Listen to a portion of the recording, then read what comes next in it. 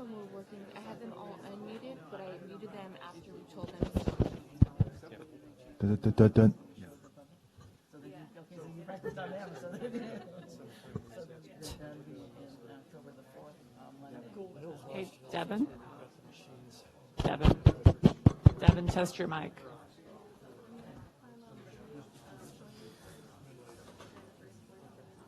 We're going to call the meeting to order.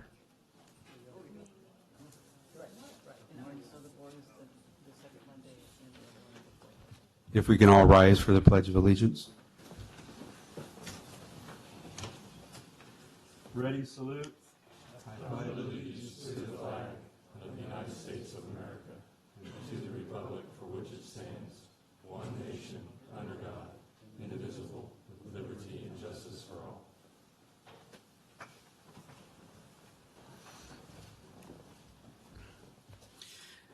Next item on the agenda is roll call. Jerry, we'll start with you. Jared Krasinski, Javier Marquez, Jim Maxwell, Devin Avilas. Brian Elkins.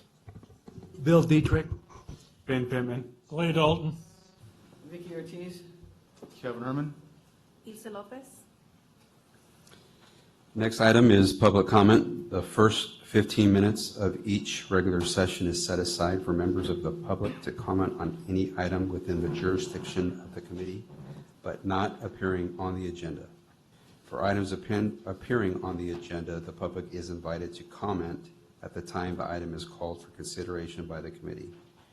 Any person addressing the committee under public comment will be limited to a 3-minute presentation to ensure that all interested parties have an opportunity to speak.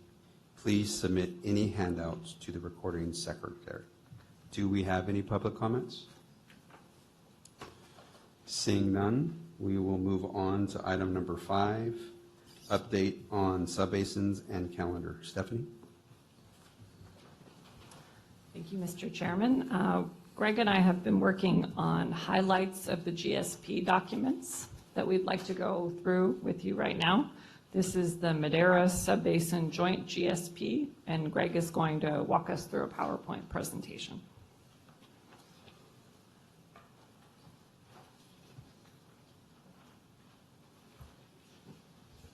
helps if I turn this on.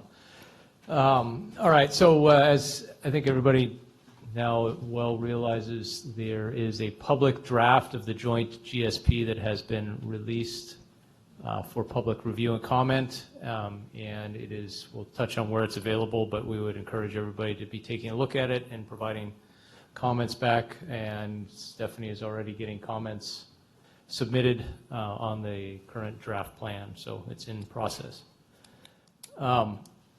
We're going to review a couple of things here, and highlighted up in the kind of up here in the white space on several of these pages, it talks about a chapter. This relates to where this might be discussed and presented further or in more detail for or where it is in the joint GSP. So the Madera Subbasin has 7 GSAs, totaling about 348,000 acres. About 216,000 of that is irrigated. The Madera County GSA, which is again the purple areas that we see here, represents about 180,000 acres of that 340, and has about 85,000 acres irrigated. It also, what's unique to the county GSA is there's a significant number of non-irrigated acres. We look at that difference there. It's about 50-50 almost, order of magnitude of irrigated versus non-irrigated lands in the Madera County GSA. The other GSAs in the subbasin include Madera Irrigation District and the City of Madera, Madera Water District GSA. Those 4 have prepared the joint GSP. Then separately, we have Root Creek Water District GSA, Gravelly Ford, and Newstone that are each individually preparing separate GSPs. Collectively, all 4 GSPs will be tied up with a coordination agreement also and submitted to the state to cover the entirety of the basin. And that's the only way. We need all those plans to come together and be submitted. Otherwise, we are out of compliance with the SGMA requirement that the entire subbasin has a plan.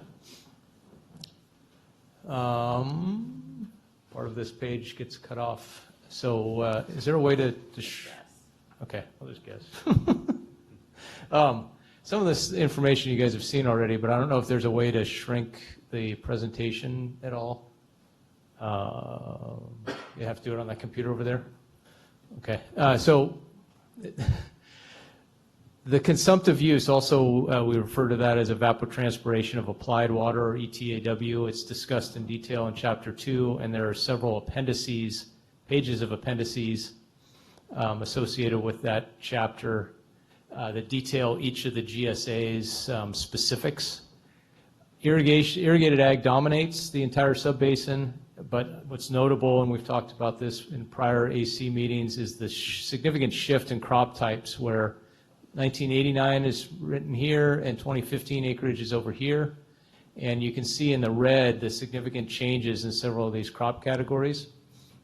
For instance, almonds going from about 21,000, 22,000 acres up to 75,000 acres. Pistachios going from 14 to 27. Pasture and alfalfa going the opposite direction. The net effect of all of that really has been the average ETAW, or consumption per acre, has gone up between the 1989 condition and the 2015 condition. Overall, the urban use in the basin is fairly minor. City of Madera, actually this is the long-term average number. Their more recent average number is about 6,000 acre feet, and rural residential is about 18,000, and that's again consumption. If we were to do nothing, we would be projecting a shortfall of about 166,000 acre feet per year to occur. So our whole Madera Subbasin Joint GSP is to address that problem. It's, again, as we noted, prepared by 4 of the 7 GSAs that are representing 95% of the acres. And it is available at this website, which is the MaderaCountyWater.com. If you start there's other guidance on that website to get to the various chapters, and you can download them or you can read them electronically. There is also a hard copy, one hard copy available at each of the GSA's front desk. I think for the county, it's at the county clerk's office. Yes, there's one at the county clerk, one at the 4th floor in the admin office. There's one at the Madera Public Library, and then all the GSAs have one as well.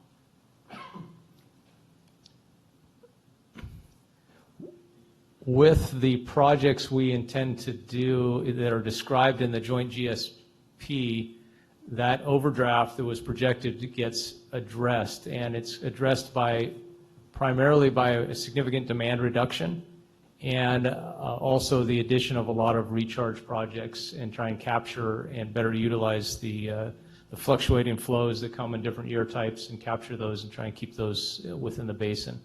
The result of those things, the demand reduction, is going to drop demand by about a little over 100,000 acre feet. Within ours, we've talked about in this GSA 90,000 acre feet. The difference you see of that number between the 90,000 we've discussed here before and that number is land that's also coming out for dedicated recharge basins. That has an effect both on deep percolation that's not going to occur due to those lands being actively irrigated, plus those lands are not going to be consuming anymore because they're going to be a dedicated pond. So that's just part of the results of the modeling. That's why you see a different number. The 60,000 is the net gain from operating the recharge facilities on an annual basis. So again, those are mostly going to be operating maybe 1 out of 3, 1 out of 4 years, hopefully. And when you average that across the entire 70-year hydrologic period, the net benefit is about 60,000 acre feet a year. So that our plan, the joint GSP, is demonstrating that we should be sustainable with the actions that are outlined in that plan. So what are some of those actions for the Madera County GSA? The sustainability for our portion, for the Madera County GSA portion, is again focused a lot on significant reduction in demand and doing recharge where feasible. That likely will have more localized benefits.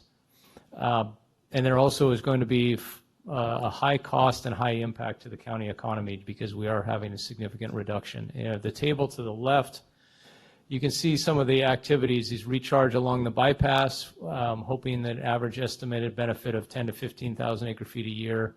recharge in the east area, 55 to 7,000 acre feet a year. And then hopefully some irrigation we may be able to do. So instead of just bringing water in kind of the wet periods when you're not irrigating, hopefully be able to get some opportunities to bring some water in during the irrigation season and not pump groundwater. And that's intended to have some benefit also. But again, the significant one is on the bottom here, demand reduction, steady annual decrease in consumption between essentially when we're turning in this plan and 2040. Ranging, 3 to 5,000 acre feet a year additive so that we ultimately reach about a 90,000 acre foot reduced consumptive use by 2040. Let's talk about some of the projects in a little more detail. There are several potential sources of water. One would be Central Valley Project Section 215 water. The county, Madera County, is a contract holder with the Bureau of Reclamation for CVP water, and there's opportunities to do some modifications to that contract in a way that better position the county to access 215 water and use that. That's essentially available excess water in the spring months and maybe the late winter, early spring months. There's also opportunities to purchase water from others, whether those are maybe other CVP entitlement holders, or whether those are water rights somewhere in the system. All of those would have to be somehow made available into this area. So likely would have, if you're going to look to buy water from further down in the San Joaquin Valley, you'd have to get it to show up in Millerton. You'd have to be able to try and get it to convey into this basin. We can also pursue some new water rights, which we are looking at on the Chowchilla bypass to hopefully gain some access to what is currently seen as floodwaters. The state board wants people to start putting an actual water right on those supplies so that they are understood as to who may be able to have it and use those. So those are some of the sources of water that the county is working towards. Locations of direct or in lieu recharge. Generally, these two areas, east area that somehow would be conveyed along the Madera Canal and using MID or Chowchilla Water District laterals, those would all require agreements with them. Those facilities are managed by I think there's actually an authority that manages the Madera Canal that's made up of both the Chowchilla and the Madera districts. And then each of the districts owns their different laterals, so there would have to be agreements reached with them to be able to convey water in those and pay for O&M costs and other things. West area, so water could be diverted along the Chowchilla bypass and delivered to lands that are more at the bottom end, or using the bottom end of some of those MID or Chowchilla Water District laterals or via some of the streams. So a combination of maybe picking up water and pumping it up gradient some off the bypass, or taking advantage of some of those laterals or those stream courses to bring water down and get it out onto fields or recharge basins. Projects, pros and cons. Obviously, bringing in more water is going to supplement the native groundwater, and it's going to offset some portion of demand reduction. So the more we can do, the less demand reduction we have to get to. The cons, there is significant infrastructure that does not yet exist. Again, the county GSA got created because it really wasn't another water management entity like a water district, so there isn't infrastructure. Supplies are intermittent.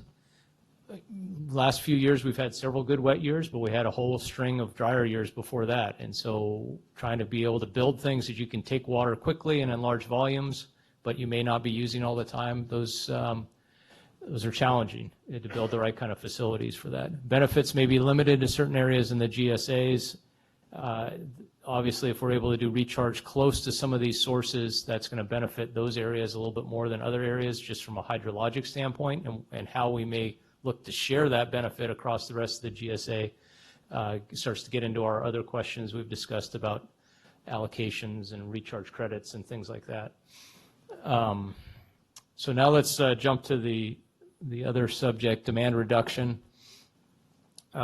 This is going to be the big part of what the county GSA is going to have to address and implement, and looking to this advisory committee to help create those different approaches to this.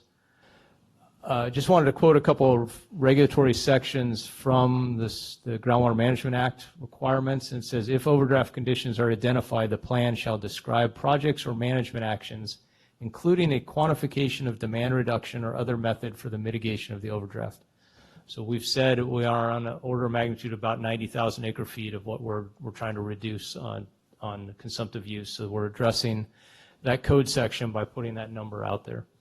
The next code section, the description of undesirable results shall include the following: potential effects on the beneficial uses and users of groundwater, on land uses and property interests, and other potential effects that may occur or are occurring from undesirable results.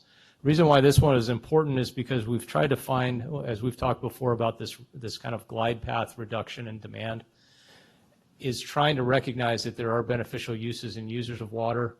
And there's a variety of competing interests in those, and we don't want to just say, okay, tomorrow we're going to reduce 90,000 acre feet of water, because that would have pretty devastating effects across this county.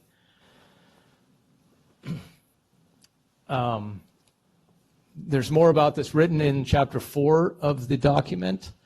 A couple of points on the demand reduction. The Madera County plans to gradually phase in demand management between now and 2040, and starting in 2020 and continuing through 2025. Average annual groundwater pumping would be reduced by about 2% of the total demand reduction amount per year, for a total reduction of about 10% by 2025. So about 9,000 acre feet we're going to try and get in the first 5 years of reduction. And then we'll have to be reduced at a greater level starting in 2026. So that's where you jump up. So the first few years, maybe you're doing 2,000 to 3,000 acre feet a year, and then we're going to be jumping to 5,000 or 6,000 acre feet of cumulative add to be able to get to that 90,000. However, if the county GSA the projects yield lower than initial estimates, so we just talked about what we're thinking we're going to get out of those projects, or if we aren't building them, then we may have to increase the total level of demand management, because overall we got to be able to reach sustainability and demonstrate that to the state and keep them up in Sacramento. Some demand reduction considerations, and we've had several conversations and lengthy discussions about different ways to look at some of this, but here are some considerations just to place back out there again. And some of this is, I believe we wrote a few of these things into the plan. So first off, I think it's important to note the plan does not detail a pathway. It says we're going to achieve about a 90,000 acre foot reduction by 2040 in the consumptive use. And there are several ways we're going to be able to approach that, and there are considerations that we're taking into account as we're starting to develop those programs to do that. So it does not say, here is the solution. It doesn't say there is an allocation, or there is this, or there is that. It talks about those as ideas of being able to achieve that overall objective. The county GSA, so how it actually reduces is a GSA managed policy that needs to consider county economics, grower economics, drinking water needs, water rights, equity, and implementability. So the key thing is this is GSA managed. This is the county GSA is in charge of trying to put forth programs with advice from this committee and others to be able to develop something that's going to be implementable and recognizes these different factors that are driving the considerations. The county GSA recognizes landowners also need to understand the change at a parcel level. So you need to know, so you can start making good, solid business decisions. What is expected? Is it going to be an allocation? Is it going to be a fee structure? Is it going to be some blend of things? What's going to happen? How am I going to be working so I can start to make decisions? We recognize that. The state doesn't need to know things at a parcel level. It only cares about the basin level. Details are not shown in the GSP, as I just said there, because of that. Other GSAs in the subbasin also need to agree with the county GSA plan, since our actions impact groundwater levels throughout the basin. I think that's an important thing to always keep in mind. We are one of several. I feel like we should break into song. Yeah. I'm so tempted. Yeah, I'm just bad to the bone. So MID is one of the other major land participants in our subbasin, They are in a much better position than the county GSA because they have significant surface water assets available to them. And so long as hydrology holds out and they're able to continue to import those supplies, they're in a lot better position. And so they are very interested in seeing us do what we say we're going to do. So it's imperative that we are actually moving forward with demand reduction, not only just to show to the state, but also to demonstrate to our partners in this basin that we are being responsive to the overall basin sustainability goals. We've talked about a couple of options, and these options can be combined in different ways. They're not like they're not standalone options, and they also can be adapted over time. What you may start off with and what you do in 2039 or 2027 could be different than what maybe starts off. So a couple of different ideas that we've talked about is allocations at the parcel level, and we talked about that at a couple of meetings in May. We talked about water markets. We've talked about that at a couple of different meetings, both here and at Farm Bureau. And then we've talked about ideas of easements, where you essentially are paying people to not grow for some period of time, whether it's on an annual basis or a longer-term basis or even in perpetuity. So there's a variety of things that can be put together, but again, overall, we need to be moving towards that big reduction objective in some manner, and we're looking for ways that allow the flexibility necessary to be able to get there, but also achieve that end result. I'll point out here, there are a tremendous number of appendices in the joint plan, and this one in particular is economic analysis of immediate demand reduction. And I think it's important to point that one out, because when we were looking at some of these ideas about how fast to be able to reduce demand, there was some analysis that looked at the economic impacts of that, and there are significant impacts to the county and trickle-down effects to the job base and everything with a very rapid demand reduction. And so we are trying to, that's kind of why we were looking at this pace that's been laid out right now, about the 2,000 to 3,000, 3,000 to 4,000 acre feet those first several years, and then increasing that a little bit. That helps create a transition period for the economy. It allows things to change, allows things to adapt and be able to adjust to a different condition. So the other things that we all need to consider is the administrative and regulatory burden for the growers and for the county GSA to implement whatever we're going to do to try and manage this forward. Individual economics, county GSA economics, county economics, flexibility and adaptability of an approach to make sure we're meeting our targets. These are all intertwined considerations that we're going to need to try and pay attention to as we put something forward here. And when we talk about later on the agenda, we'll talk about some near-term actions, and some of the near-term actions are going to start looking at how to move forward on some of these pieces. All right. Sorry, when you put this together several days ago, you kind of forget, like, what was this slide? So I apologize. What we wanted to try and illustrate here again is recognize that there are two periods of time here with this GSP. There's considered the implementation period, which is between these two green vertical bars. That's from 2020 to 2040. Beyond 2040, this Sigma says you must be able to demonstrate sustainability for a period of at least 50 years. So that's essentially 2040 to 2090 is this other period. During this implementation period, as we're trying to build projects, and you can only build them so fast, and we don't know what the hydrology is necessarily going to be, as we're implementing a transition of demand reduction over time, there's likely going to be a continued lowering of groundwater tables in several areas, and before it starts to rebound and get to what we're calling the management objective, which would be this blue horizontal line here. So ultimately, and this is a illustrative graph of one place. There are graphs like this that are written up and discussed in detail in the document. There are 30 representative monitoring wells around this GSA, around the Madera GSA, and another about the same, I believe, in the Chowchilla subbasin. So for the county's portion in Chowchilla, there's also a number of wells, and all these wells have a similar set of representations of what's called a minimum threshold, which is we don't want to exceed that, and a management objective, which is what we intend to be able to be reaching. These things will be part of our annual reporting we have to provide to the state, but will also be what we use to understand the successes that we hopefully are achieving with the projects that are getting put forward. But the implication is there will be some demand reduction, or sorry, not demand reduction, there will be some lowering of the groundwater tables, and in some cases, this might actually have an effect on domestic wells especially. So that's been recognized, and there's a discussion about planned mitigation for those impacts, so we can address those where they occur.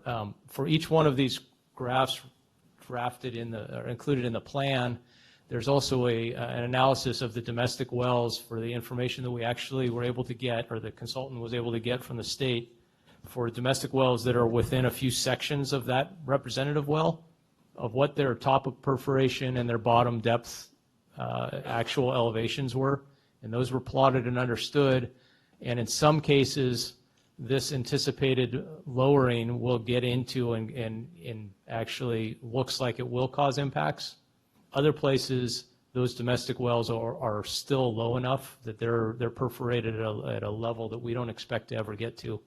So we're not really sure where, but we recognize that there may be some wells that go dry. So there's discussion about mitigation. So a little bit more detail on that, and again, there's an appendix discussing some of this. 2020 to 2021, we're going to continue detailing this through with a lot of stakeholder input, and I think is there an ad hoc on this? Is that right? Okay. So there's an ad hoc committee of this advisory committee discussing some of these things also that will be bringing some of this back. Possible mitigation actions might include replacing or lowering an existing well or connecting to a community water system. And there might be a variety of types of financial support, low interest loans or grants. And we likely will need to have the well owners that are impacted in order to be able to help mitigate that. We're going to need them to sign up for a program. So we're going to need to have some sort of recognition of where it is, what the fix is, so we also know where the problem was occurring, and we can understand whether there might be other problems in that area. Layers of cost. Do you want to take this one? So I'm going to do a cost presentation as part of the director's report, summarizing an item from our board meeting on Tuesday. But I see broadly there are 3 layers of costs, and we'll make the distinction in the presentation. One layer is we have a flood control agency which greatly struggles with having no budget and very little staff. The flood control agency's mission is to maintain the channels and levees. And in our plan, we have substantial amounts of water flowing through those channels and levees, much more than we have right now. So in order to guarantee that we're going to get these flows where we need them to be, the flood control agency needs to be funded at some adequate level.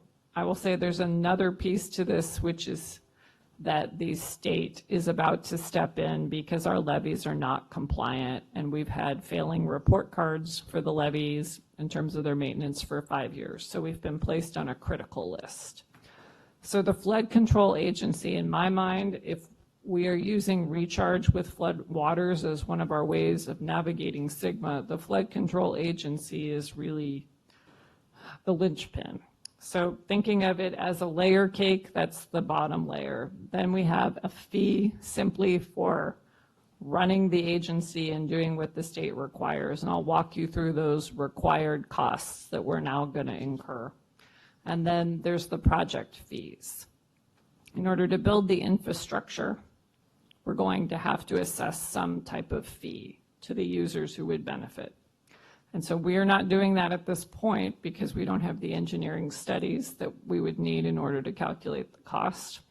But at some point, that cost is coming. And now with good news, Greg Young. So we just wanted to give a little update on a couple of things that are currently ongoing within the county GSA, noting that there was a major heavy lift to be able to get that draft GSP out there and available for the public and for your review and for positioning us to be able to get those adopted in December and submitted to the state in January. Since that heavy lift is now behind us, the county is trying to focus in a couple areas that relate to actual implementation, which is a good thing. That's really where we need to be. So on the water supply, there is the reclamation contract, and we have begun some discussions with reclamation about modifications to the contract to address things like place of use area, other opportunities that will allow us to more readily facilitate access to water when it may be available. So it's just one of the steps to be able to facilitate bringing some water in. So we're working towards that and have started some conversations with reclamation directly on that. DWR has a program they call FloodMAR.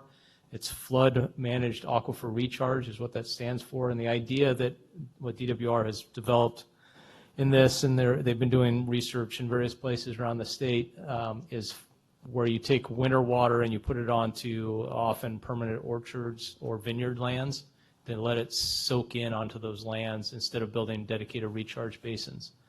And they've been investigating a lot of things about how practical that can be, whether there's issues with the crops and the impacts to the crops associated with it.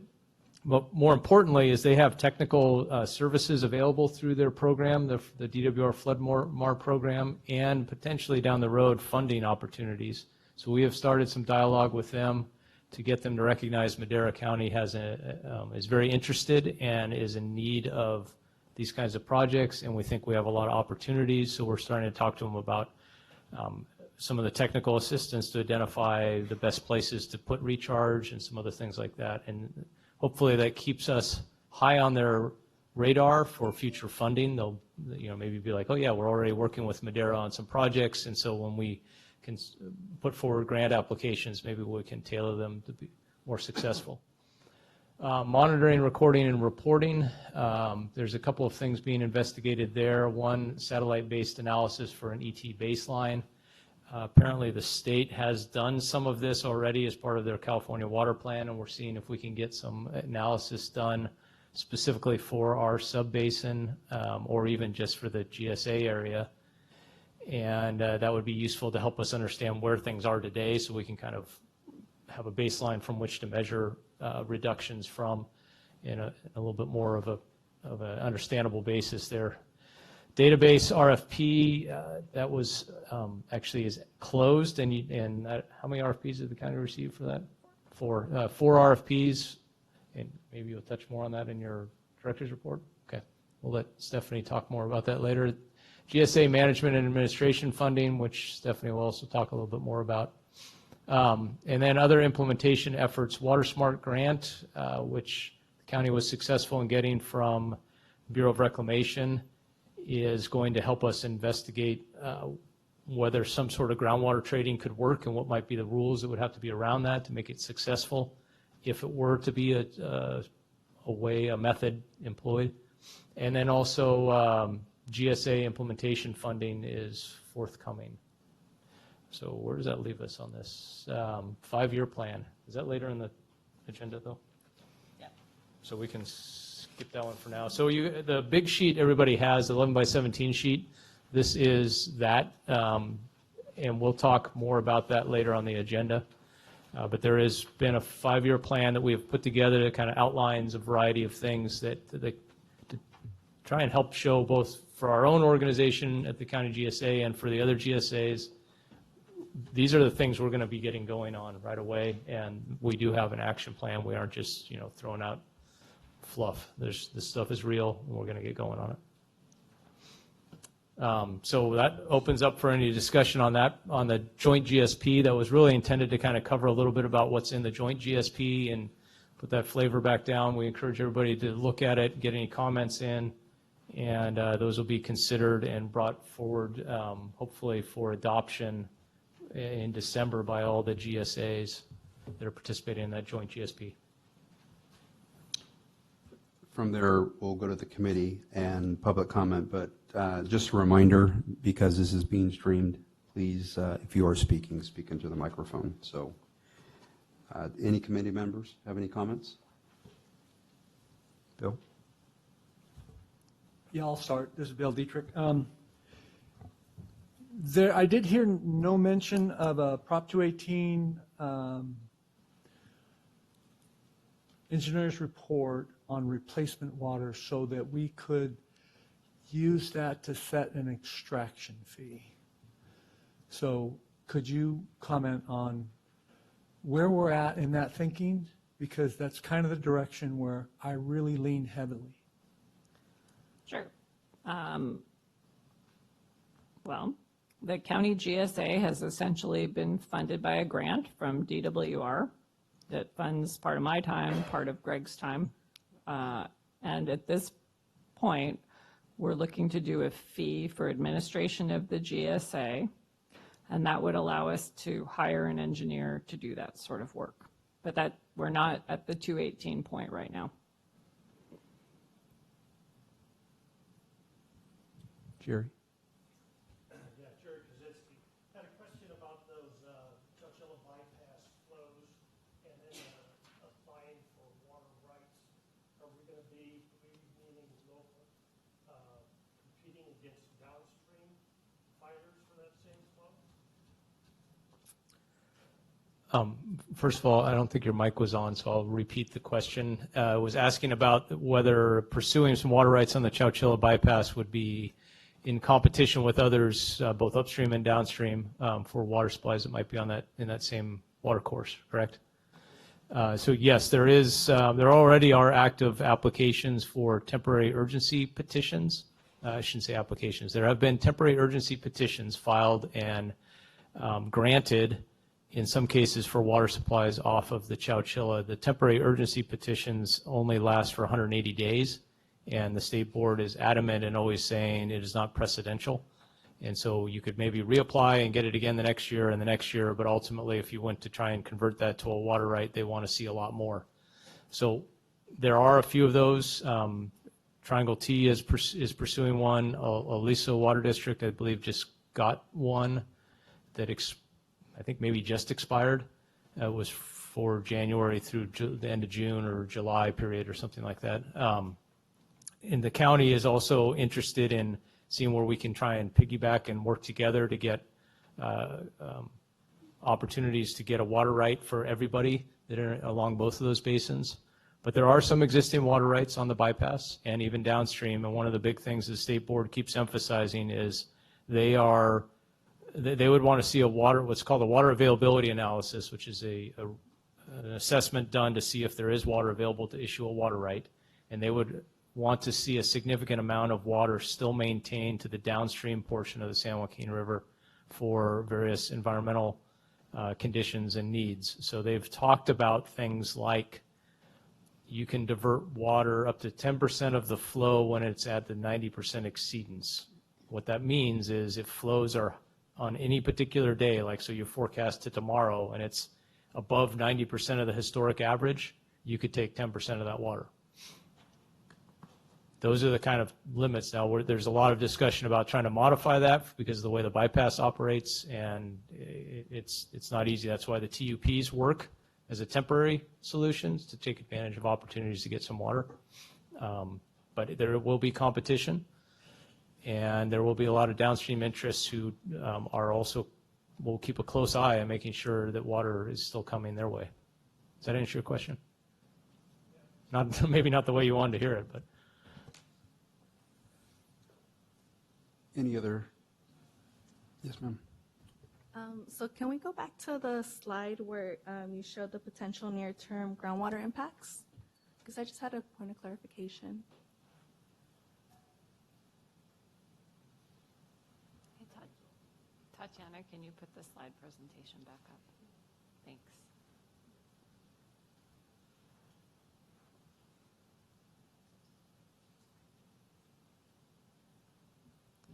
Okay. Yeah. So on the bottom, I see that there's like an arrow and a gray line. I can't read it too well from back here, but can you just let me know what that says? I think it says like domestic well.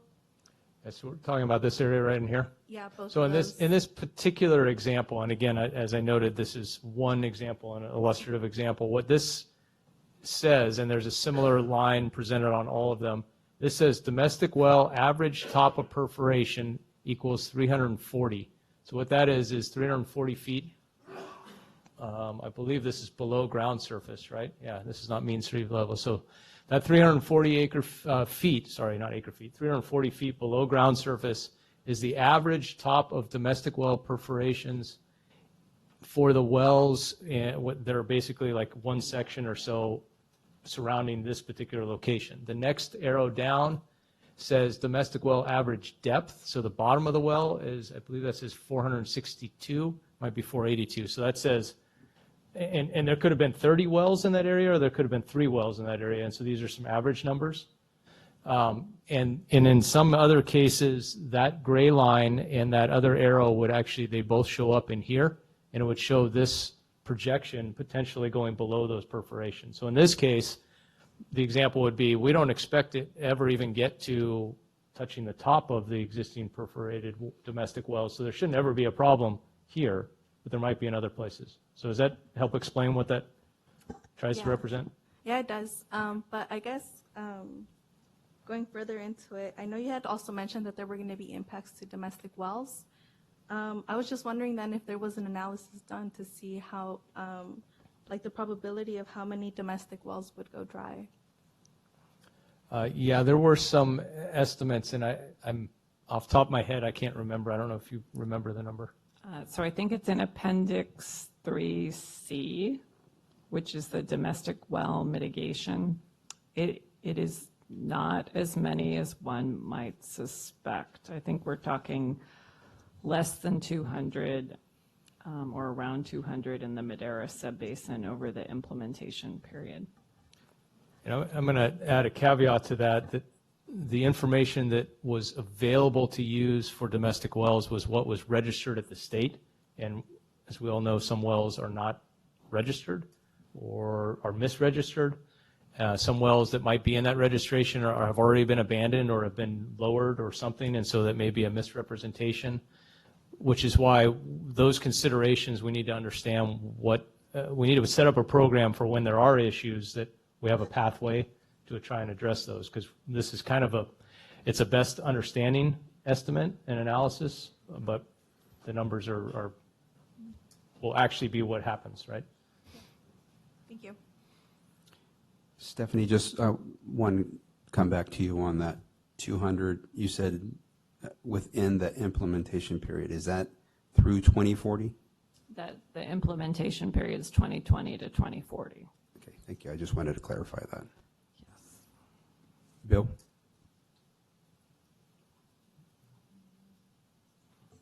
There we go. So a couple more questions. One of them is on implementability. And that's the direction I was headed, but I wanted to give everybody else a chance to talk. 2% per year for the first 5 years is going to be almost, I want to know how that is implementable, unless I go out and cut off 2% of my trees off at the ground, then I know I'm using 2% less water per year. So my problem is, how is it implemented? And the direction I'm going is that the way we can quantify implementation of 2% reduction per year is by reducing planted acreage. The reducing planted acreage would be by compensating row crop growers, but in order to do that, we have to have the funds to do that. I understand that you need a Prop 218, or you need to get administrative fees from us to pay for the county expenses of running the GSA. I understand that. But there's a whole lot bigger number out there that is needed to compensate growers for not planting row crop land to quantify a 2% decrease in groundwater use. And that has got to be real money, and it's generated through an extraction fee, and that extraction fee has to be based on replacement water. That can simply be whatever the cost is to reduce the row crop planting. I think that is very important, and that is something that has to be done so that we can quantify the 2% reduction per year.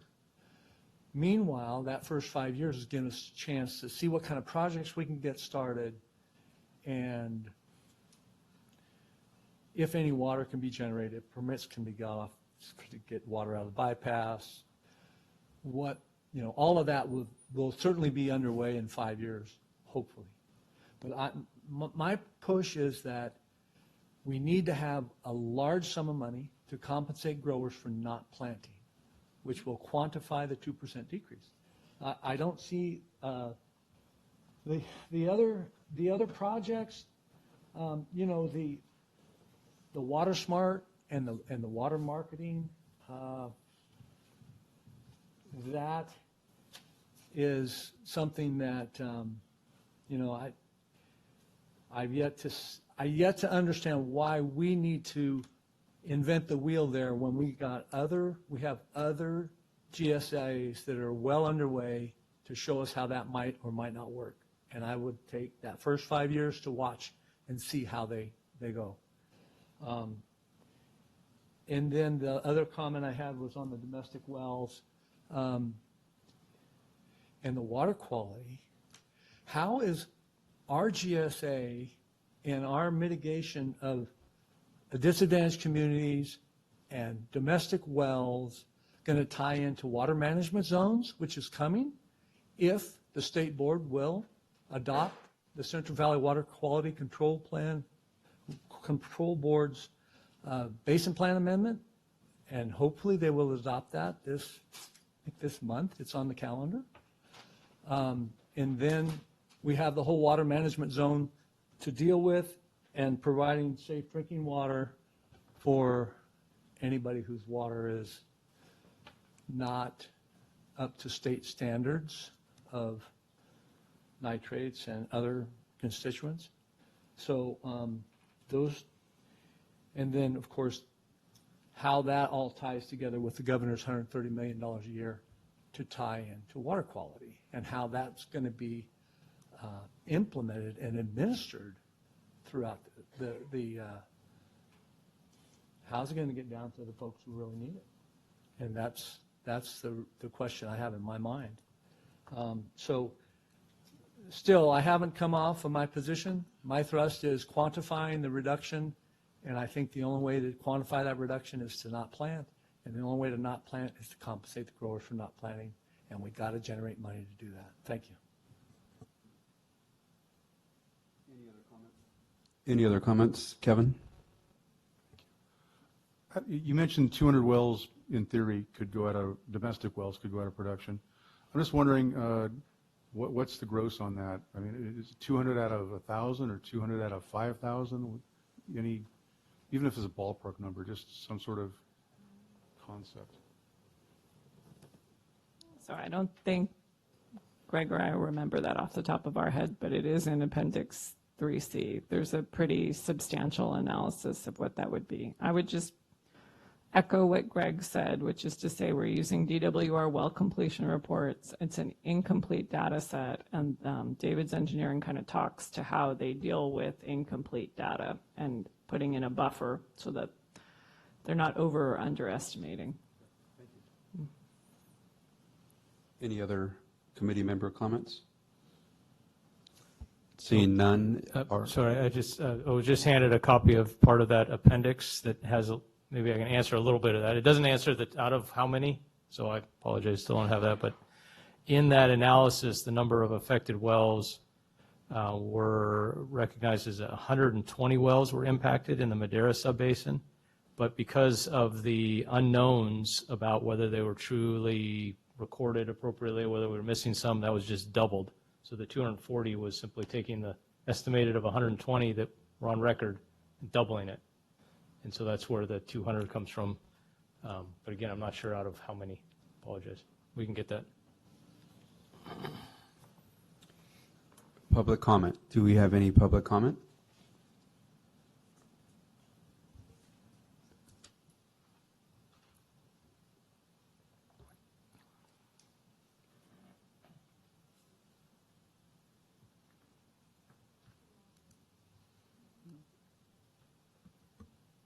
How about now? Okay. Good afternoon. My name is Madeline Harris with Leadership Council for Justice and Accountability. I wanted to speak to something that's been on my mind working with disadvantaged communities here in the subbasin a lot lately, and something that we've been discussing a little bit today.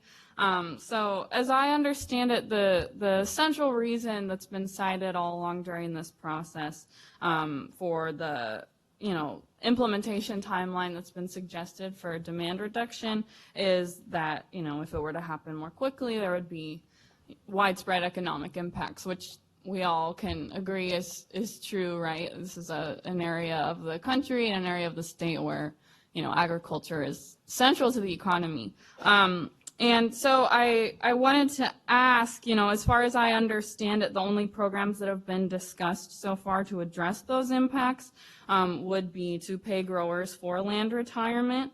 And so, on the one hand, we're talking about widespread economic impacts to the subbasin, and then on the other hand, the solutions, as I understand it, that we're discussing are to just pay the landowners. And so, I wanted to bring that up as we discuss how to go about implementation of a demand reduction timeline, and also, bring up that as we see it, part of such programs should also be, making sure that farm workers are paid income replacement if they're displaced from their jobs due to that land retirement, and that there should be, job training programs that all farm workers would be eligible for if those jobs are going away.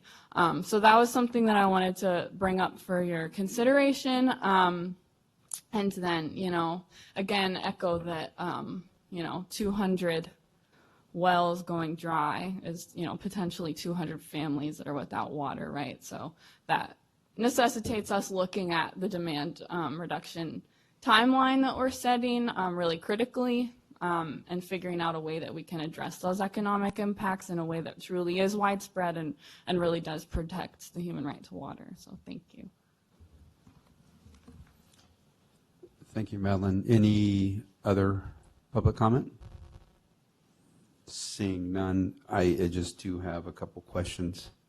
And I may have missed this, but when you discussed the coordination agreement, and I think that was Greg, is this trending right now to be signed by all parties? Trending. Well, sorry, I wrote it down. At this moment in time, Melanie Aldrich is taking the lead on the coordination agreement. However, all parties have indicated they are willing to sign the agreement. All parties have indicated they're willing to sign the agreement. That doesn't mean the agreement is signed, right? Correct. But they've all indicated they're willing. Well, this will lead to my next question, which Bill's kind of touched on it, and I wrote down the same thing, was the implementability of the demand reduction.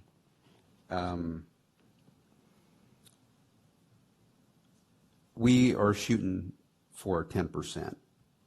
Right now it's 2% to 3% or a number thereof of acre feet. Is there any, and I'm asking about the board level here as far as the Board of Supervisors, is there any flexibility as far as pushing back that first year or two off the 2%, and then capturing that towards the end? Because as Bill was making his points, we don't know in these first several years how many acres could be fallowed, how many acres are going to be taken out of production that could get us to that percentage in year one and or year two. That was one of the comments I was wondering as far as your conversations with the Board of Supervisors. Well, that's a very interesting question, Mr. Chairman. So I think there's two things going on. I would not want to give any of our partner GSAs in the subbasin the idea that we were not going to move ahead with demand reduction. I think things could fall apart very quickly there, right? And we will end up as an adjudicated basin, which, Sigma is really just a version of self-adjudicating on a shorter timeline. We do not right now have a method of estimating water use for agricultural users. With a fee, we would be able to, when we received funds, probably in December of 2020, be able to work with a contractor and come up with a method of estimating water use. There would be a fair amount of back and forth to get that right. Whenever you do any version of a water budget, there is a fair amount of, we think you have this land, you think you have that land, is this the right land? What factors are we looking at? There's a fair amount of back and forth. So in reality, there is probably a year or two where there is no fee, and we are inching towards demand reduction. So I just don't want to give any of our partners in the sub-basin the idea that we're not serious. And that's not my point. It's just when we're talking about this implementability, it's a struggle for us as growers. I'll speak for myself as a grower. If you can't identify, we know how much water is coming out of our acreage, but I know in the basin there's a lot of people who don't. And it's just a struggle that I'm looking at. And I understand that, and it's unfortunate that, and I'm not trying to make this coordination agreement go sideways in any way, shape, or form. But at the same time, I think now is the time that we have to vet these. And it's a concern of mine of how are we going to track this? How are we going to implement this?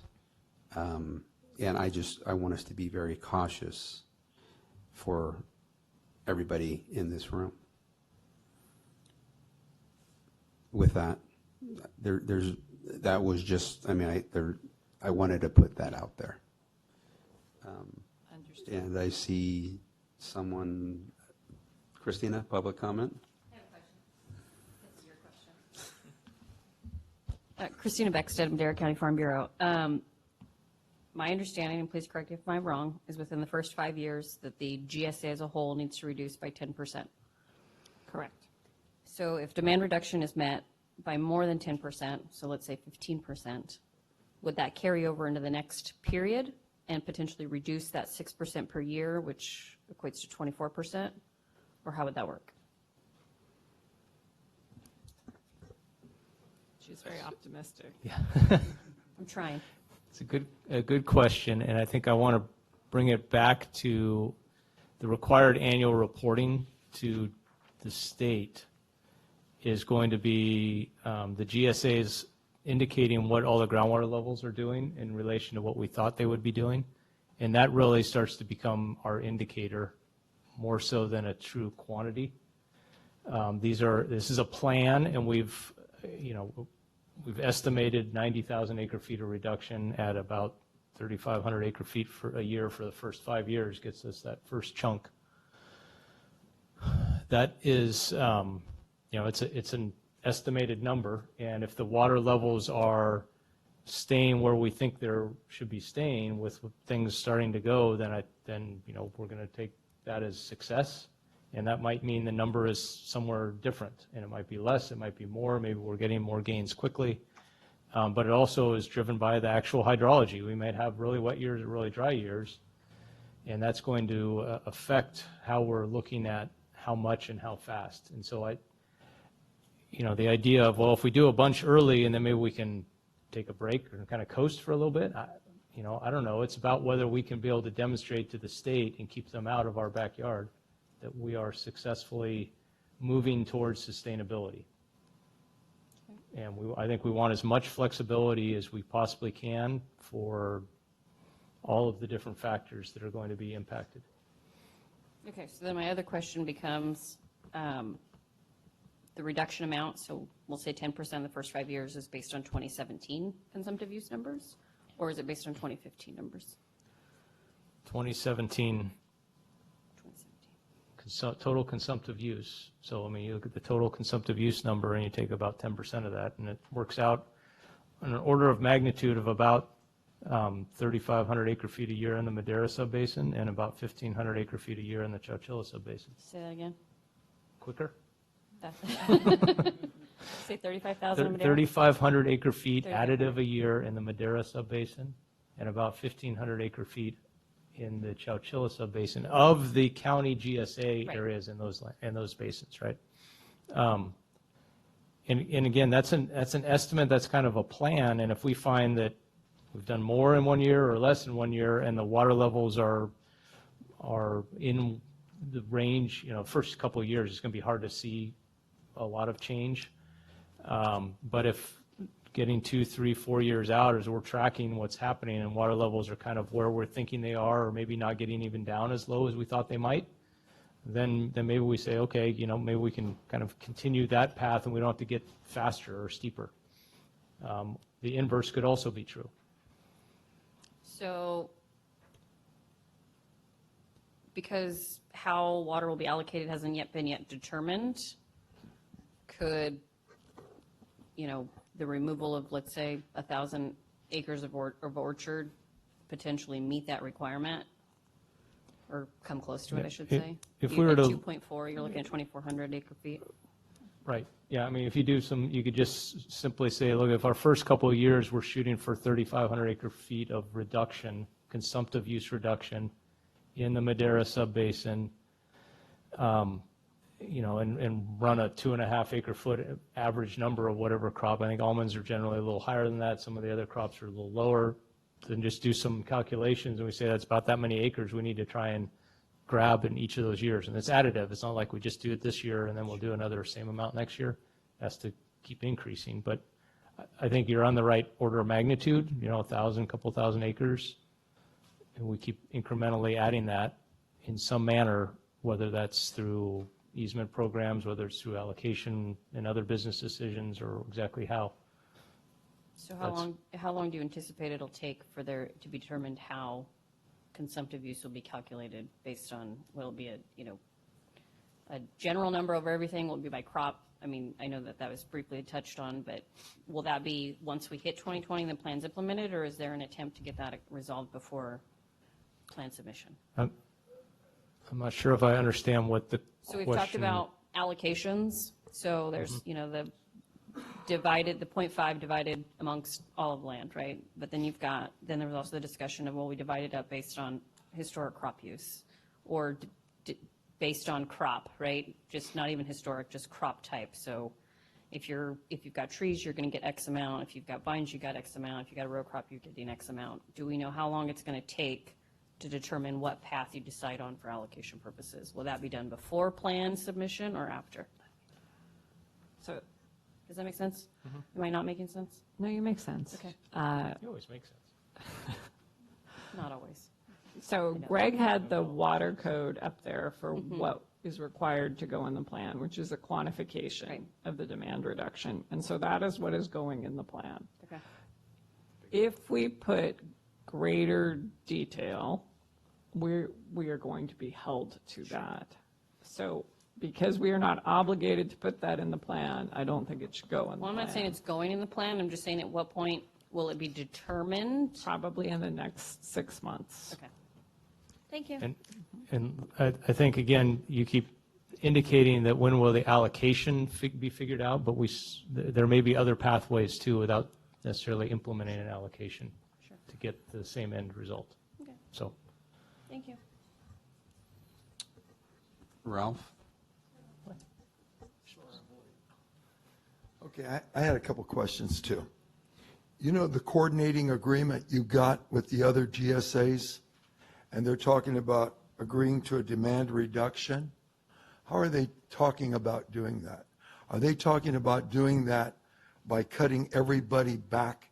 They're pumping everybody, or going according to like Bill's idea of we're going to, everybody that's got permanent crops kicks in some money, We create a fund, we retire land, and we don't monitor each other's water usage. So a couple things. First of all, just so you know, we are completely fine with the idea of retiring land from a fund. Okay. I don't think there's any objections here, although that has not been decided or recommended from an advisory county committee to the board. So that hasn't been decided yet, and that's not an element that's in the coordination agreement. It's not in the coordination agreement. So No. what is? So the coordination agreement has a specific chunk of water code that's devoted to it. It says you all are going to have a data management system where you share data. You're going to have this governance structure so you can work together. It's that sort of thing. Sounds very complicated to me. Well, Do you know, Sue, you know, with the air district, I'll give you an example. With the air district, they start very simple, okay? Now they want us to report hours every month. Before we irrigate, they want us to test the temperature of the catalytic converter half an hour after it's running to meet 750 degrees. It gets real complicated. We're farmers. We like to do things real simple. If we have to retire so much water usage every year, we charge each other $25 an acre, we pay the money, we retire the land, and we keep farming. I mean, that's the simplest way to do it. We don't want people coming over there, monitoring the wells, telling you can't irrigate or whatever. Charge a little more, retire a little bit more land, and keep it easy. That's my idea. I think you'll find we don't want to create a bureaucracy. We don't want to create a situation where someone has to enforce something and get real ugly. And I don't think it's a good place to go. So, I mean, that's what I think we need to sort. And the other thing, I had a question come up. Someone brought up an issue to me. Maybe legal counsel could help answer this. They said, and they were at the meeting, one meeting, but they never spoke. They said, when you're up here, like when we're up here and we're deciding, how can we decide and implement rules that apply to everybody without everybody having an input? Is there a gap where someone could say, you know what, I never gave you guys authority to decide anything for me? What does legal counsel say about that? Let me answer that. All right. So this is an advisory committee that makes recommendations to the Board of Supervisors. The Board of Supervisors is the board of directors for each county GSA in the Madera, Chowchilla, and Delta Mendota subbasins. So the board are the deciders. The advisory committee is literally advising and making recommendations. They're taken very seriously by the board, but this committee doesn't make decisions. They make recommendations. Recommendations. Okay. All right. Very good. Thank you. Brad?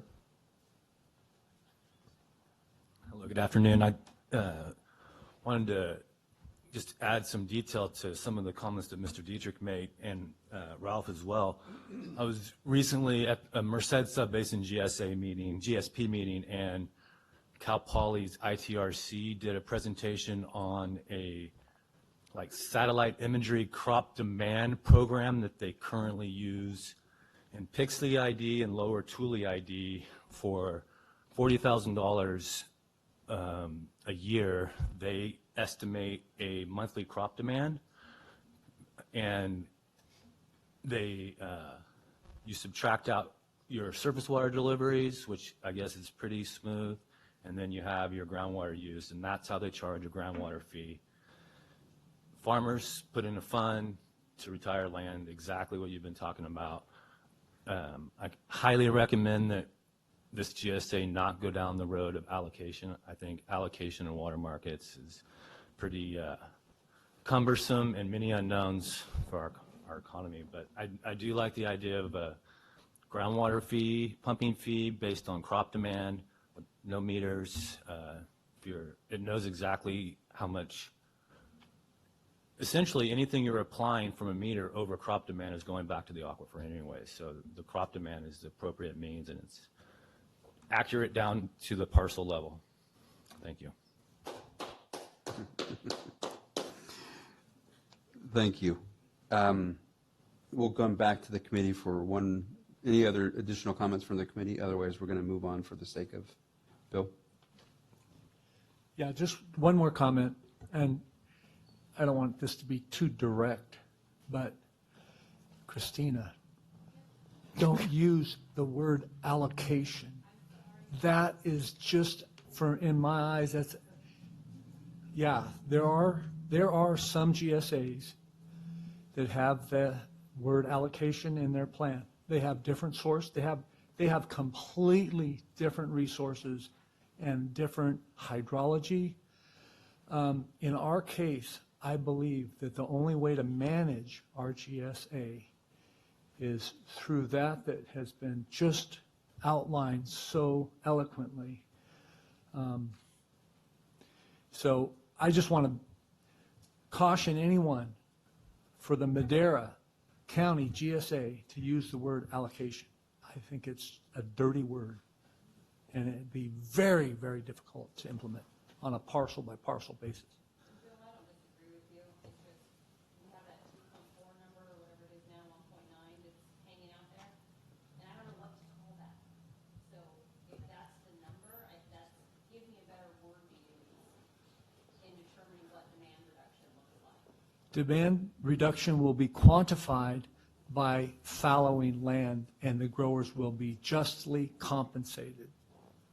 Right, but how do you determine what an acre? Yes, please.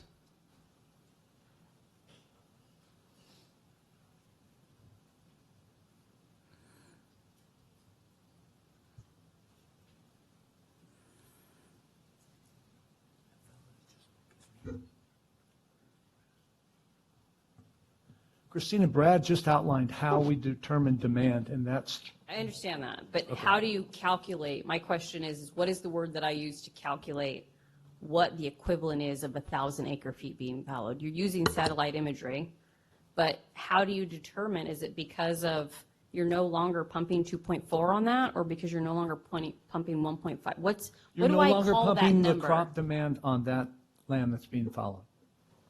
So just refer to it as crop demand. That's the only, I'm just looking for That's the way I see it. Okay. Now, Reduce. that's the way I see it. Okay. Yeah, because I agree with you, Bill. I just was looking for the right term to use because there's been a lot of conversation of what to do and what to use. For a long time, there were a lot of folks that were not keen on the satellite imagery idea. That's obviously coming around and being dispelled a little bit now. But the one term that has been discussed over and over here has been allocation, but I've got no problem using crop demand reduction. I got that. I'm not sure that the Cal Poly program uses satellite imagery. It does? Okay. All right. Thank you. And we're going to move on. Just one thing, Stephanie, is if we as a committee wanted to make a recommendation, not today, but maybe at our next, about a fee to be charged to fund to do this land retirement or something else to that effect, is that something we can bring back in October? So you could agendize as an action item, making a recommendation to pursue a method of land retirement, I would say. We have a couple of sticking points here, and one is that we don't have the funds to do the engineer's report unless we have a GSA fee. But I think we can move that ahead. Did you have a comment, Mike? No. Yes. Right. Mike Linden, Deputy County Counsel. Yes, Ms. Agneson correctly described it. It would be basically an agenda item, but your recommendation would be more for the idea of it rather than the specifics of it, especially since it would take a Prop 218 proceeding that would take place after the adoption of the GSP per the water code. And so, but as far as the idea of doing it that way, yes, you could certainly make a recommendation through a vote. Okay, we can discuss that later. On to item number 6, Multi-year planning, Greg Young and Stephanie Van Agneson. That was close. So I see it's now 3:30, so I'm going to go through this fairly briefly because I have another presentation under the director's report. But we are interested in feedback. So what Greg and I did was we took some planning efforts and we put them in a spreadsheet to show you the sorts of things that we're working on and that are important to the GSA. So I'll start and go through the rows. With the GSP, obviously in 2019, we have these 3 GSPs for the Madera, Chowchilla, and Delta Mendota that need to be submitted. We spend a lot of time at meetings and seeking input. In 2020, we will submit them. While it sounds like a simple thing to upload a plan, it's a multi-day effort. There's an 18-page spreadsheet in 10-point font that has to be filled out where you correlate your plan to each section of the water code. So I'm saying this because I think that may not be obvious that this is a big thing rather than a small thing. We also have a yearly report that is due in 2020, 2 months after the original report is submitted. And then from then on, we have a couple of things we must do every year. According to Sigma, we have monitoring of the wells in the groundwater monitoring network. We have an annual report that goes on, and then pretty soon we will prepare for another GSP update. And we'll, depending on when the code is adjusted and the guidelines come out, that will probably be in 2024 and 2025. So that's one line of effort. Any questions about that part? Okay, financing. So we talked through this in Greg's presentation, but in 2019, we're working on really 3 funding efforts. One was funding the flood agency. We've paused that effort due to feedback from stakeholders. We are looking at taking a GSA admin fee to our board in November of this year. And we're also applying for a number of grants. We did apply for a grant that I think it's in tune with what Bill and Ralph are proposing. It's a strategic agricultural land conservation grant where we can basically assign a value to the land and then come up with a strategy of putting it in a rental or an easement. So we'll continue to apply for grants in 2020. We also have the domestic well mitigation. That's a project, so that would need to go to a 218. It might be better to lump that with other projects, such as creating the fund to buy land and retire it. But you will see that we have these kind of funding efforts moving ahead. Any questions on financing and revenue? Knowing that I do have another presentation on that. This is just going to be a real quick question. Just to clarify, if the GSA admin fee were approved by the board, yep, that would not bring in any money until December of 2020? That's correct. It would go in August of 2020, it would go to the tax collector. Okay, that's the only point I wanted to clarify. Thank you. Okay, then moving to the studies row, we do have our Water Smart Water Market grant. We have still not received a grant agreement from the Bureau of Reclamation, so we're kind of going on a year now. We're still having these discussions where we're exploring different methods of demand reduction. We have our ad hoc working on domestic well mitigation, and we're looking into different funding that comes with that with SB 200. When we do have funds coming in next year, we can work on recharge projects. We can develop any sort of water history on the land. We can invest in Landsat technology so that we can look and see how much water folks are using. We will need to do that moving ahead with the yearly reports. And then Greg has been working on CBP contract amendment documents. And I'm gonna stop there. Any questions on kind of studies in the near term? Okay. In terms of projects, Greg mentioned these, we're working with GWR. They have staff and perhaps funds available for a pilot project with dairies. We're also working on our CVP contract amendment. We'll continue both of those moving ahead. And I think the important thing to note is that if we have a 218 for projects, that will give us money that can be used for things like acquiring water to bring in. So those are big projects, but they're not happening in the next year. Programs, we're having these discussions with you in terms of demand reduction, outreach, and education. We're going to continue the domestic well mitigation program, building on the analysis that David's Engineering did in the appendix, and then hopefully have a program in 2021. And I know there's other items on there, but I'm going to skip around. Are there questions on programs? I have one on you said that Madera County has a CVP contract. It does. So are you suggesting that CVP water can be delivered to any lands within these county subbasins? No, not currently. That's why we're working on a contract amendment. Right now, the contract is with Hidden Lake Estates, which is outside the Madera subbasin. But with a contract amendment, it could feasibly be delivered within the subbasins. Well, that'd be worthwhile. I'm enthusiastic about it. Do you want to add anything? Okay.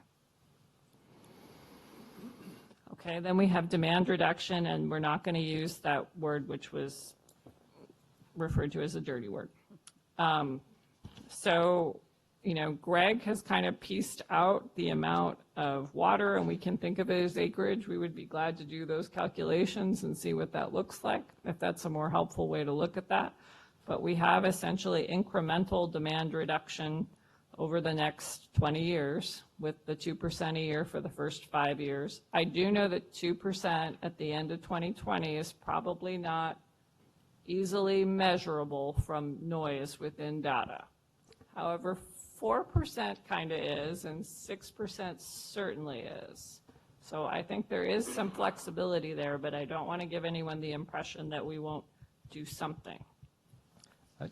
Can I add one clarifier? The original 5-year plan was built on a fiscal year basis, which was a little confusing for some, so we attempted to put it on a calendar year basis, and accidentally some of the demand reduction numbers got doubled up in places, and so I just wanted to maybe run through that and clarify to make sure it's clear, since everybody has this written down, that under the 2020 column, that last line where it says 3,000 acre feet Chowchilla, just cross that out.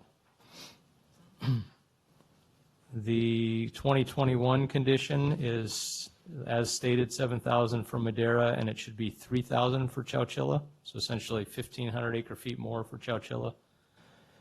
The 2022 number should be 10,500 for Madera and 4,500 for Chowchilla. This is just an issue of merging cells and changing some things. Stuff got slipped up a little bit. The 2023 number, the bottom two lines where you have a target of 17.5 and for Madera and 7,500 for Chowchilla, just cross those out. The 14,600 were the numbers. Same with 2024, cross out those bottom two lines. It should be just the 17.5 and the 7,500. And then I believe the last one is correct. So I just wanted to clarify that because there's, accidentally, we made a mistake there. I apologize. And we'll fix it in the handout that's online. Okay. Thank you. And that completes it. Do we have any comments from the committees? Phil? Yeah, one comment from Madeline, that the economic analysis, there's an 8-county economic analysis that is going to be performed by the San Joaquin Valley Blueprint. And that information is going to go straight to the governor, and hopefully it gets implemented into his water resiliency portfolio. He knows the San Joaquin Valley is going to be, he's going to be made aware of how severe the impact is going to be on the San Joaquin Valley, 8-county area, and it's yet to be seen what the state of California is going to do to respond to the economic harm that's done here. Any other comment from the committee? Seeing none, public comment? Seeing none, we'll move on to item number 7, ad hoc reports. So we do have 2 ad hocs. The livestock ad hoc met for an hour before this meeting and brainstormed some of the challenges in terms of livestock and Sigma.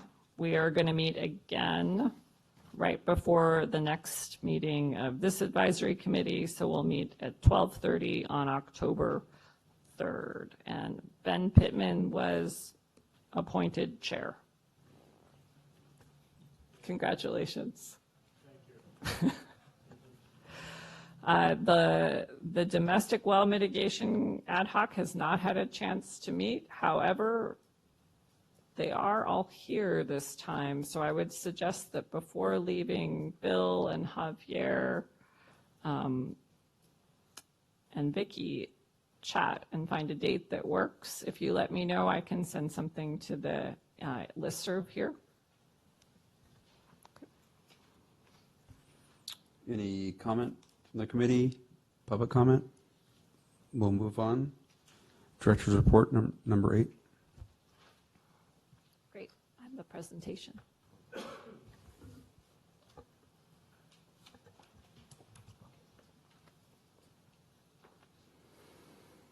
So I'm going to walk through a presentation that Kevin Kostick from Raftellus did on Tuesday in terms of potential fees, so that you are aware of GSA fees that are down the road.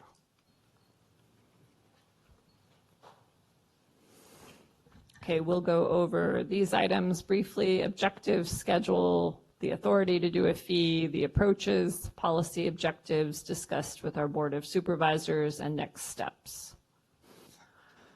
So we hired Raftellus, which is a rate consultant. They specialize in the water industry.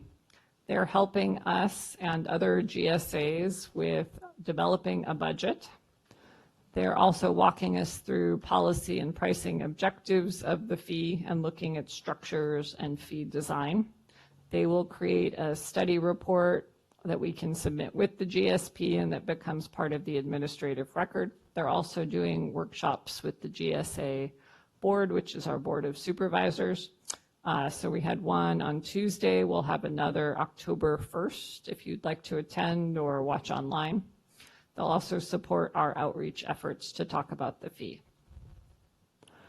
We have a very tight timeline. In order to do the GSA fee, we have to have it brought before the board before the GSP is adopted. So you'll see this is clipping right along. We will present some preliminary fees at the October 1st meeting, and then November 12th, we can bring it to the board for them to vote. The fees would not be implemented until 2020. This is the question our chairman asked about, so you would see it on a tax bill at the end of 2020. There's 3 primary options available to fund the GSA, and some of this Mike Linden went over. We have fees, Prop 218 rates and Prop 26 exempt fees, assessments, and taxes. The recommendation is the Prop 26 exempt regulatory fee, which is defensible with Sigma. We've seen other GSAs do this, like Salinas Valley. It's the least costly, it is relatively quick to do and fairly efficient, and does not require periodic readoption. Under Prop 26, everything is a tax except some of these fees. So we have a couple of options to look at for this GSA fee, particularly items 1, 2, and 3. Here is a graphic that sort of shows where the fee comes in place. So 2014, Sigma was made into law. Then we've been working on the GSP development. In 2020, we'll turn in the plan. The Prop 26 exempt fee can basically fund development through your administration through 2040. Of course, if you are doing projects, you need to go through the Prop 218 process. So Prop 26 and 218s and GSAs, GSP development has been funded for other GSAs under Prop 26 as an exempt fee. It implies some flexibility, the funds, the study, and the administrative costs of the agency. Everyone benefits from the goals of the GSP, meaning a sustainably managed subbasin. GSA operations can be funded under the Prop 26 exempt fee. This is the sort of thing you can fund: daily operations, management, admin costs. Everyone does benefit from the sustainably managed basin, including current and future and potential users. GSA solutions, meaning projects, are funded under Prop 218, the cost to implement the projects and solutions of the GSP, but you have to draw a very clear nexus between costs and benefits, and that's really the takeaway from some of Mike's presentations. So what are we looking at potential costs for us as 3 county GSAs? We are required to have a data management system. We just did an RFP that Greg mentioned. We have four responses to that. A data management system has to be capable of taking in a ton of different data, everything from well measurements to surface water to even SCADA data. We're also going to have something to estimate water use so that we can quantify the demand reduction. The potential budget includes planning studies for recharge, whether we hire one person, and we've talked about this as in the Madera Subbasin, whether we hire one person to do all of the wells so we have consistent data from someone who's objective. It also can cover the annual reports for SGMA and the 5-year reports, as well as installation of new monitoring wells. I think we talked about this last time we met. There are gaps in our monitoring well network, particularly in the ranchos. And even though we got a grant to fund new groundwater monitoring wells, we could not put any in the ranchos because they are not a disadvantaged community or severely disadvantaged community, which is what the grant funds. Personnel, staff can be funded, as well as a prudent reserve so that you have money for when things come up. So here's how you calculate. First, you come up with the budget. Then you allocate to each subbasin based on area, acreage. Then the second step is you allocate between user classes within each basin, and then derive fees for each user based on one of these things: parcel, area, or estimated groundwater use. Raftellus will then revenue proof the budget to make sure that we will have sufficient revenue to recover the costs that the county incurs for GSA administration, and then the fees will be collected at the end of 2020. This graphic illustrates, I think, pretty clearly that there's this difference between GSA fees and GSP projects. So the Madera County GSA, or GSAs, it's really 3 separate GSAs, one for each subbasin. So in the Madera subbasin, there's both a GSA fee, which we're working on now, and GSP projects, which we could work on in the future. So we have a couple options for structuring fees. One is to do a flat fee for every parcel. Another would be only to assess non-residential parcels, leaving the de minimis users out. Those are people who are using less than 2 acre-feet per year. You could assess all acres, all irrigated acres, and this is kind of where our discussion was going. If we had the ability to estimate pumping, we could also assess based on pumping. So every objective is related to fee options, and the various fee methods have certain positive and negative qualities, policy outcomes, and data requirements.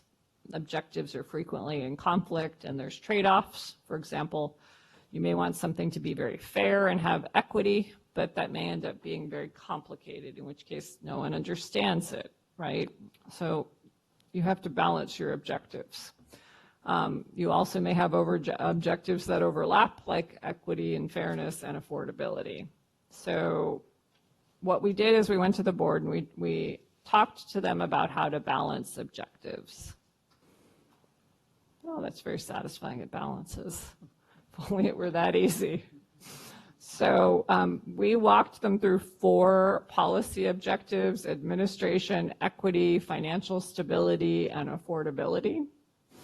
And this all makes probably intuitive sense, but just briefly, administration, how complicated is this to understand? How complicated is it on our end to assess?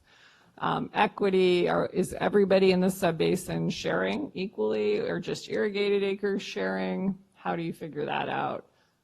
Financial stability, are you going to see the fee, well, for example, if you did fees based on groundwater pumping, you might see them kind of come and go. They might vary over time without a lot of financial stability. And then there's the affordability piece. Are we all going to share in this equally? Are we going to have affordability for essential use? So this takes all of the objectives that we just looked at: administration, equity, financial stability, and affordability, and it looks at them in terms of different ways of evaluating the fee structure. So for example, the easiest thing to administer, and you all probably understand this, we're really just looking at a numerator, which is the budget for the agency, and a denominator, which is something like acreage. So the easiest thing would be to administer something for all parcels. It's more complicated if you pull out the de minimis parcels. In terms of equity, the most equitable thing, where you're going to get a really accurate read, is to use pumping. That's why it has 4 stars. For financial stability, they're all relatively stable, but the gross pumping and net pumping are less stable than the other ones. So that's the exercise that we went through with the board on Tuesday. I'll tell you where they kind of landed. The Board of Supervisors was interested in looking at potentially assessing irrigated acreage. They wanted to look at some options, though. If you assess irrigated acreage, that fee per acre is going to be higher than assessing total acreage. So we're going to bring a couple different examples to the board October 1st and walk through those. Next step, we're calculating different alternatives. We're with you today. Hopefully we can have another meeting. I was hoping to meet with the MAWA group in September to talk through this again, and then we'll present some alternatives in October. And then we will do public notice of this in October and then consider adopting in November.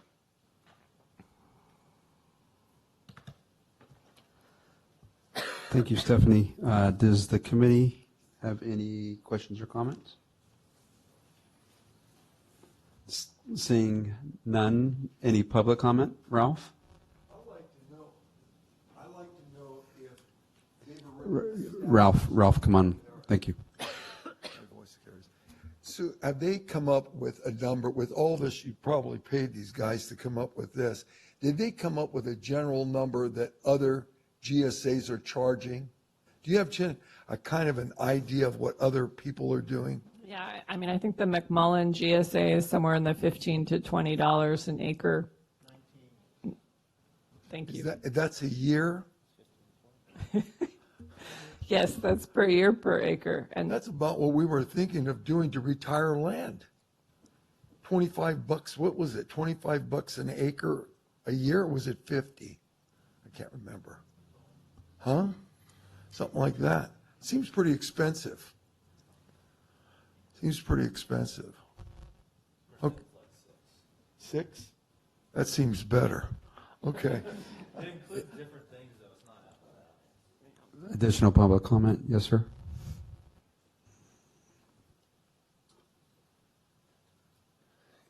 I'm Mark Frillier, landowner.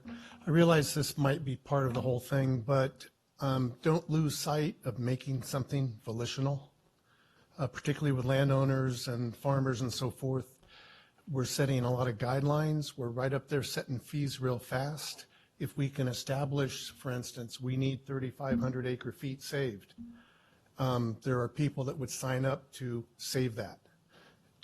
I would advise not putting a line straight across, take 10 acres out for every farmer for 10%.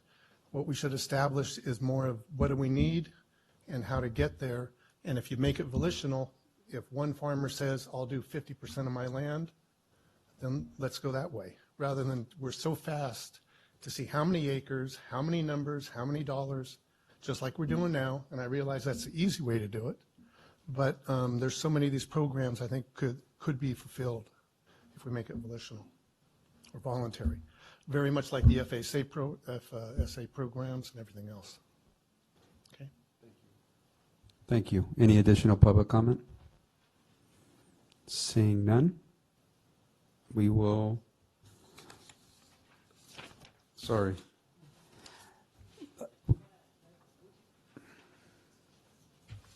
We did call a special meeting for October 3rd, and that's listed here. I'm just going to point that out. Thank you. And with that, we will be adjourned.